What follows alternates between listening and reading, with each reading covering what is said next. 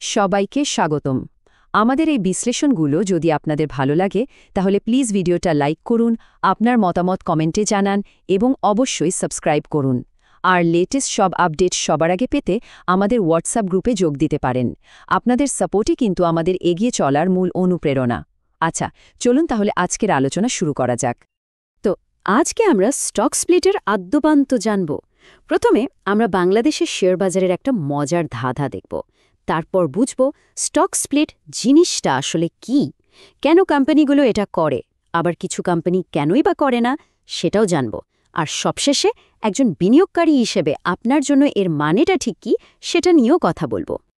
চলুন এমন একটা প্রশ্ন দিয়ে শুরু করি যা ঢাকা স্টক এক্সচেঞ্জের অনেক বিনিয়োগকারীকেই হয়তো ভাবিয়েছে। দেখুন, এখানে দুটো কোম্পানি, বার্জার পেইন্টস আর বেক্সিমকো ফার্মাসিউটিক্যালস, দুটোই নিজ নিজ ক্ষেত্রে সেরা, খুবই সফল কোম্পানি। কিন্তু একটার শেয়ারের দাম আর একটার চেয়ে অনেক অনেক গুণ বেশি। ব্যাপারটা কি? এর পেছনের কারণটা কি হতে পারে? অনেকেই হয়তো ভাবেন যে শেয়ারের দাম বেশি সেটাই বুঝি ভালো কোম্পানি, কিন্তু উত্তরটা এতটা সোজাসাপটা নয়। প্রায় সময়ে এর কারণটা থাকে একটা নির্দিষ্ট কর্পোরেট সিদ্ধান্তের মধ্যে। আর আমাদের এই ধাঁধার উত্তরটা লুকিয়ে আছে স্টক স্প্লিট নামের একটা প্রক্রিয়ার মধ্যে।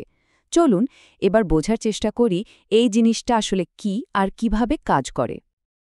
এক কথায় বলতে গেলে স্টক স্প্লিট হলো যখন একটা কোম্পানি তার বিদ্যমান শেয়ারগুলোকে ভেঙে আরও বেশি শেয়ারে পরিণত করে।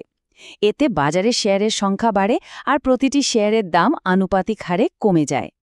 ব্যাপারটা বোঝার সবচেয়ে সহজ উপায় হলো একটা কেকের উদাহরণ দেওয়া।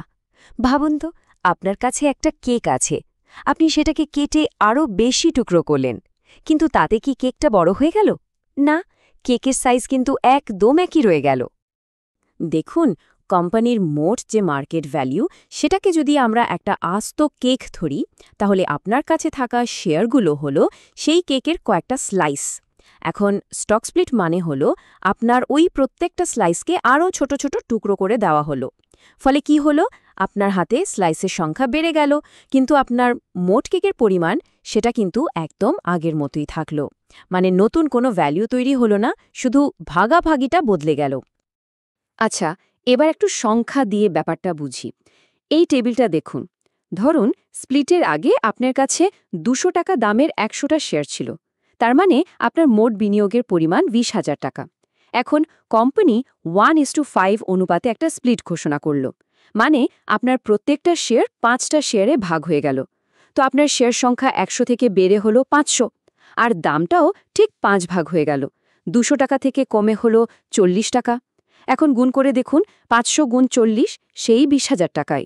দেখলেন তো, মোট বিনিয়োগ কিন্তু এক চুলও বদলায়নি। এখানেই তো আসল প্রশ্নটা আসে, তাই না? যদি মোট ভ্যালুই না বদলায়, তাহলে কোম্পানিগুলো কেন স্টক স্প্লিট করার মতো ঝামেলায় যায়? এর পেছনে অবশ্যই কোনো না কোনো কৌশলগত কারণ আছে। হ্যাঁ, বেশ কয়েকটা কারণ আছে। সবচেয়ে বড় কারণ হলো দাম কমিয়ে আনা, যাতে ছোট বা রিটেল বিনিয়োগকারীরাও সহজে শেয়ারটা কিনতে পারে। এতে শেয়ারের লিকুইডিটি বাড়ে, মানে কেনা বেচা সহজ হয়। আর অনেক সময় এটা একটা পজিটিভ সিগন্যাল হিসেবেও কাজ করে। ম্যানেজমেন্ট হয়তো বোঝাতে চায় যে কোম্পানির ভবিষ্যৎ নিয়ে তারা খুবই আশাবাদী। কিন্তু গল্পের আরেকটা পিঠও আছে। কিছু দারুণ সফল কোম্পানি আবার ইচ্ছে করেই তাদের স্টক স্প্লিট করে না, আর এর পেছনের কারণগুলোও কিন্তু ঠিক ততটাই কৌশলগত। এই কোম্পানিগুলোর জন্য বেশি দামটা একটা সম্মানের মতো।